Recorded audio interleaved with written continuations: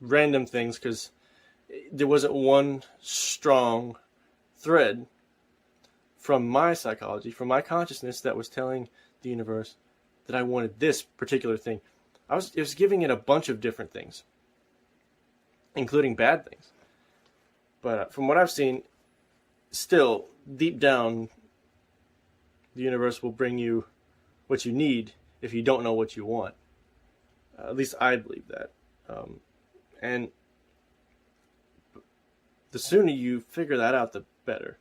Think of it this way. If you're going through life and you're feeling like there's something else out there for you, that you're just not quite getting what you want, you're probably not really decided on what that is. Your parents might have told you to go to college and become a doctor or become this or that. But is that really what you wanted? So your entire life might be based on a lie. You might have had a family or not have had a family in order to please one person or another, to stay with one person that you thought was the right person for you, but maybe that's not the right person for you. I'm not telling you to up and just quit your life as it is, but think about it. Think about what you would do if there was no money. If you didn't need to have money. If all your needs were met, what would you do? It's a question to ask yourself. What would you do if you had unlimited amount of money? It's another question. What would you do if you knew you were going to die tomorrow? What if you knew? What would you do if you knew you were going to die in a week, in a month, in a year, in 5 years? Take all these questions and write them down. You're probably going to find a lot more about yourself than you thought. One more question to ask yourself is, actually, what makes you happy? What do you do and you lose track of time? What are you good at? What do people tell you that you are good at? What do people give you praise for, but they don't really tell you that you're good at? It might even be something odd, like they might be saying, you're really good at organizing things, thanks, or something like that. Or they don't say you should be an organizer or a manager or anything, but maybe you should. Maybe you should focus on becoming an entrepreneur. You want to organize, you want to manage money, you want to build systems. That's what I like to do. And a lot of people out there, they might not realize that they might be really good at that because they're working at a store, but they might go home and they might manage their finances like a business. They might be good at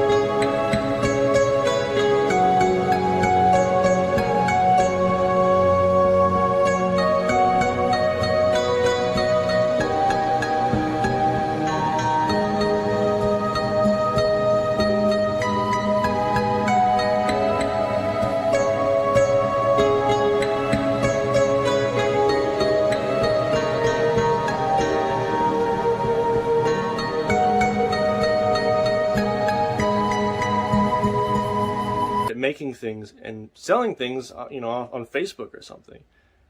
But they haven't really taken it to the next level. There's a lot of opportunity out there if you're looking. But in the chapter, let's see, I lost my spot. Let's see, this single application of The Secret by that young man, Mr. Schwab, made him a huge fortune in both money and opportunity. See, these facts, and they are facts well known to almost everyone who knew Mr. Carnegie, give you a fair idea of what the reading of this book may bring to you, provided you know what it is that you want. Again, keep that in mind. You have to know what it is that you want. Even before it had undergone 20 years of practical testing, The Secret was passed on to more than 100,000 men and women who have used it for their personal benefit, as Mr. Carnegie planned they should. Now, a lot of you may have heard of The Secret. I think that's where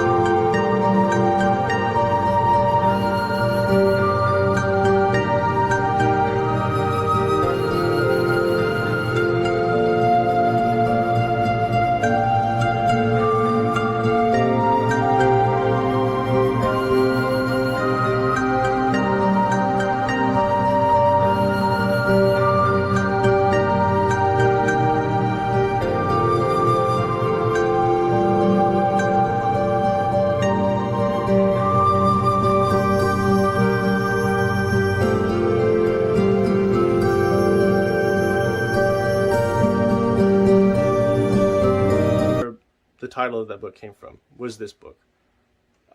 Because they're using the same ideology. Plus, it's really good marketing. People want to know a secret. You know, they want to know. They're intrigued by a secret they don't know, something hidden from them. And him putting it this way makes it seem like there's something you need to know by reading this book. And it's really smart. So, some have made fortunes with it. Others have used it successfully in creating harmony in their homes. A clergyman used it so effectively that it brought him an income of upwards of $75,000 a year. Back then, that was probably a few $100,000. Arthur Nash, a Cincinnati tailor, used his near-bankrupt business as a guinea pig on which to test the formula. The business came to life and made a fortune for its owners. It's still thriving.